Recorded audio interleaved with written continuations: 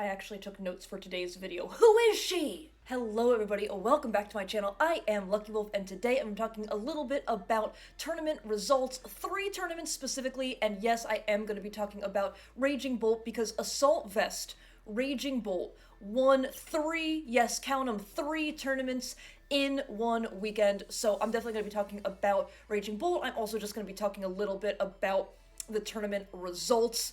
But yes, Raging Bolt AV, specifically AV Raging Bolt, won the Global Challenge, won Melbourne Regionals, and also won Knoxville Regionals, all within one weekend. And 2 of the Raging Bolt sets are I don't know about EVs, but move-wise are exactly the same, and then one of them has one different move. But I do also want to talk about kind of Raging Bolt's move pool and why AV is so appealing and so good on Raging Bolt.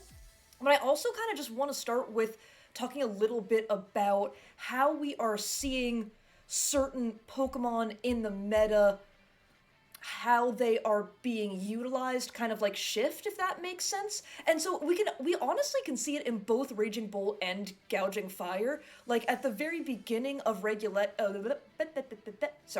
at the very beginning of Regulation F, we did see Raging Bolt maybe have the booster, maybe have goggles, or maybe it was Terra Grass, all that kind of stuff. And we saw setup, Calm Mind with Protect, and now we are seeing no Protect, obviously, and AV. So really just proving that there are multiple ways to run this Pokemon, and also that even with the meta shifting, that doesn't make certain Pokemon less viable, but it does kind of make people think of a different way to utilize that Pokemon. Like I said, similarly to Gouging Fire, where, you know, we at the very beginning we were kind of seeing like a clear amulet version, Dragon Dance version, all that kind of stuff, but then it switched to speed boosting photosynthesis and a little bit more of a support Pokemon with things like Howl and Breaking Swipe and everything like that. So I definitely wanted to kind of like touch on that, but the first thing we're going to look at is Knoxville Regionals. We do have Toller Webb, congrats to Toller, for winning Knoxville Regional, and yes, you do see the Raging Bolt, and the Raging Bolt is wearing a cute little assault vest as well as the Golden Go. The only Golden Go in top 8. And something else that I really do want to point out, and I think I talked about this a little bit in my meta recap video, perhaps, is the rise in dark types in the meta. So we did get Iron Crown in the DLC, we did get Iron Crown in Regulation F, and we got Hatterene learning Expanding Force in Regulation F as well. Delphox also learns it, for those curious, Delphox also learns it. But so, seeing strong Psy Spam as a core on the rise, I think dark types are becoming more and more valuable, and I believe, yes, I believe every team has a dark type on it, and I would say another reasonable, I don't really want to say counter, but another reasonable, here, now you can see there we go, another reasonable answer, maybe? Not quite counter, like there is not one thing that just like counters Psy Spam, but you could also have Rillaboom or Pincurchin as terrain control. We're mostly going to see Rillaboom though as terrain control, but there's actually only one Rillaboom in top 8. And so all the other teams do have a dark type as an immunity to Psy Spam stuffs, and as a way to hit if they don't Terra, as a way to hit Psy Spam, super effective.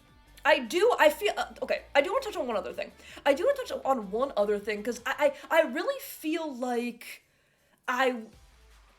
it's a mistake if I don't touch on Len's team. Len did get 9th, fantastic placement with this Sand team. I know Len had used a Sand Team early on in Scarlet and Violet. I actually can't remember if this is the exact same team, but it's at least a very similar core. And I do really think Len pilots it absolutely beautifully. And I do think that there is something to be said for going with a core that you, like, for going with comfort, for going with a core that you know very, very well and that you're comfortable with. Okay, so we are going to hop to a different part of the world. We're going to hop right over to the Melbourne Championships, the Melbourne Regional Championships, which also happened the same weekend as the Global Challenge and Knoxville. And again, we see that Raging Bolt. We see Raging Bolt. We actually see the Double Dragon win Melbourne Regionals. Congrats to Kieran as well for winning. And the other thing I do want to point out is how different this top 8 looks. So this top 8 we saw no size spam in top 8 at Knoxville. This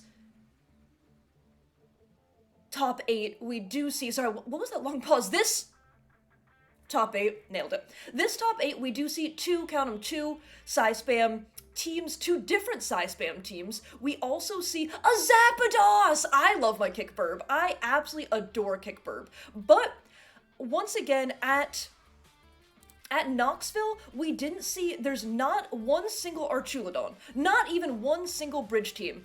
How many bridge teams here? 3. We have 2 size spam teams and 3 bridge teams in the top cut for Melbourne. So I think it's really fun to also be able to look at the different metas for kind of like different parts of the world. And I think those are the bridges and the size spam are 2 that really do stand out. And finally for today, the other tournament that I do want to touch on is the Global Challenge. So the Global Challenge, the first 2 tournaments I talked about are open team sheet best of 3.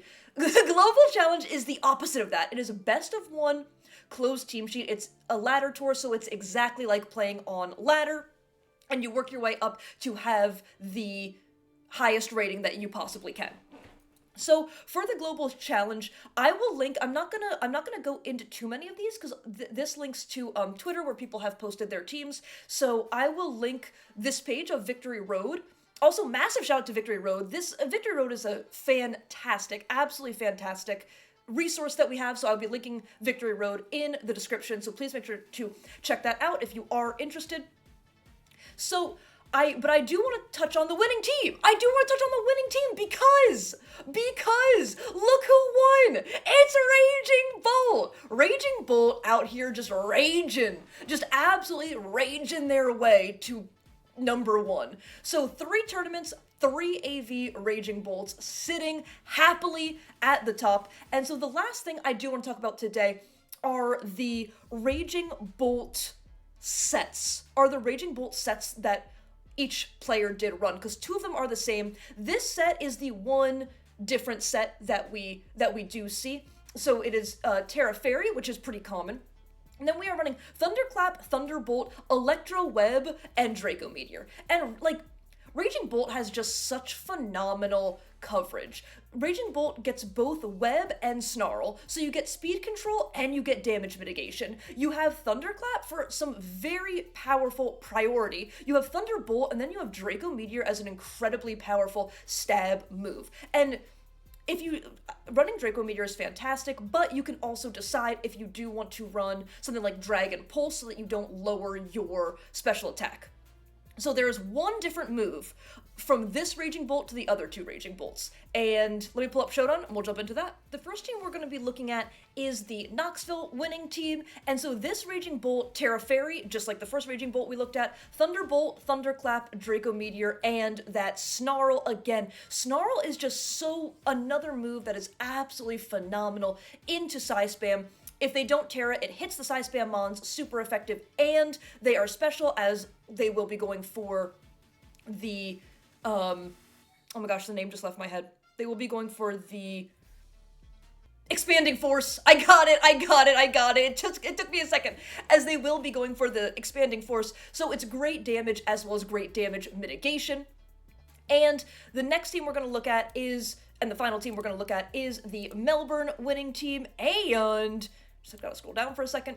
We do see the exact same moveset. We see the Thunderbolt, the Draco Meteor, the Thunderclap, and that Snarl. Terra Fairy, once again. Fairy is a phenomenal Terra option as it does make you immune to one of your weaknesses, that being Dragon, and you don't take super effective from ground type moves anymore either.